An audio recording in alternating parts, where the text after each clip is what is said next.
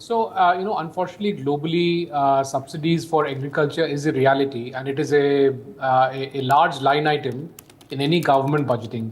But if you look at India, the challenge is significantly larger than in any other country, because 60% of the population, as we all know, still subsists on agriculture, and agriculture is hardly 20% of the GDP, and so 60% of the population cannot live on 20% of the GDP. Something dramatic needs to happen really, really fast.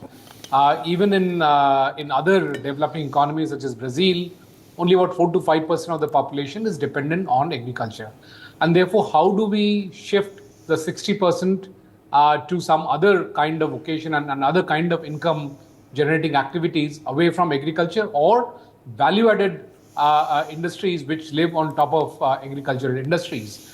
Clearly there are also other challenges such as the need to store more grains, which I've discussed on your channels multiple times. There's need to put in a large amount of infrastructure for agriculture and post production processing of the food, and then subsequently storage of the food in multiple ways.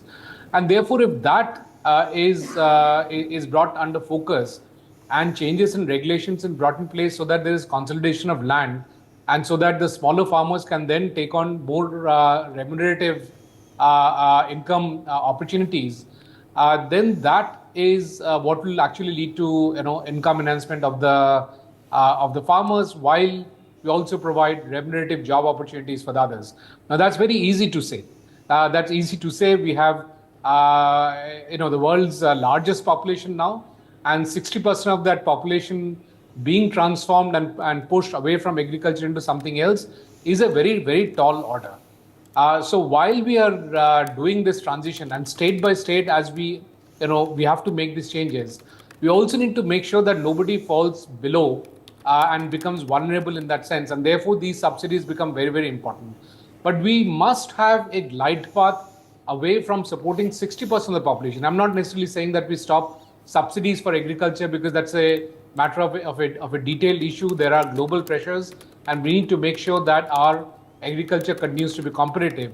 But ensuring that we don't provide subsidy for such a large number of people, and we try and reduce that, which will increase farm efficiency, which will increase productivity, and also lead to transformations in multiple sectors. It will also lead to a lot of labor getting released into the market. These are very challenging tasks. It's not easy for any one government to finish it in a 5-year term, or even for that matter in a 10-year term. In fact, the challenge is that the moment there is an intervention into free market in form of, let's say, subsidies in any form, we can take up any case, it distorts, and it distorts in a manner that the ecosystem start getting dependent on it.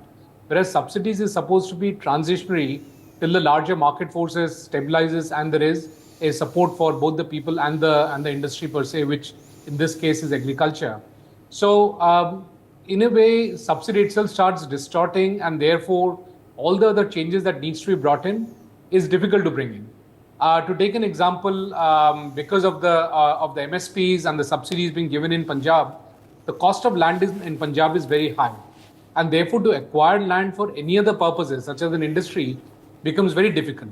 Now let's also look at, and therefore if you can't acquire land, you cannot have industry, and therefore you are back in the rut that there is no other opportunity but agriculture, and that's how subsidy starts getting distorting the entire picture. Similarly, subsidy on power, we have heard of pumps being kept open because power is zero cost, but it's erratic, and therefore the pumps are kept open.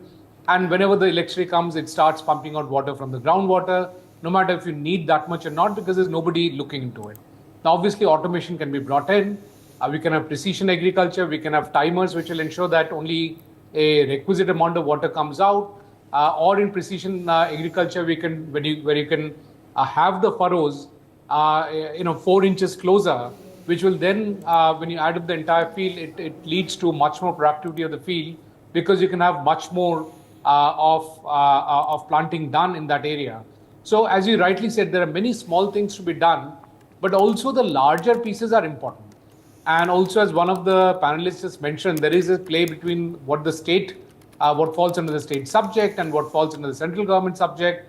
The two needs to move in tandem, because it's not the food security and farmer security of a state, but it's of the nation. And similarly, like many other issues such as pollution, which cuts across states, it's a national issue. Agriculture is also a national issue, and therefore many of the policies needs to be worked out in tandem with the state and the center working together in alignment. And therefore, all the small things that you're talking about and the larger things, which will enable these small things to happen, should fall into place. Now, fortunately, we are seeing that a lot of startups are getting into enabling technologies for the farmers.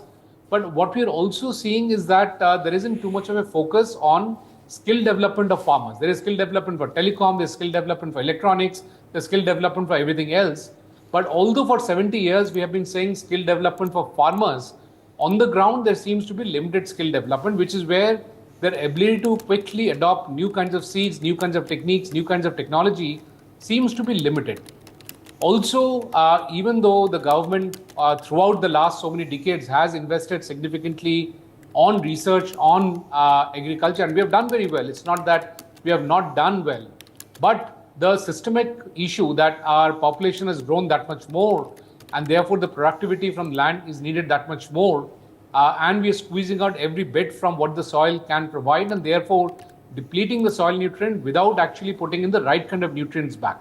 Now, as again the panelists were saying, because of the distortion in the subsidies for fertilizer, there is a propensity to use more of urea fertilizer than the P and K. So more of the nitrogenous fertilizer, because that's how the subsidy is structured.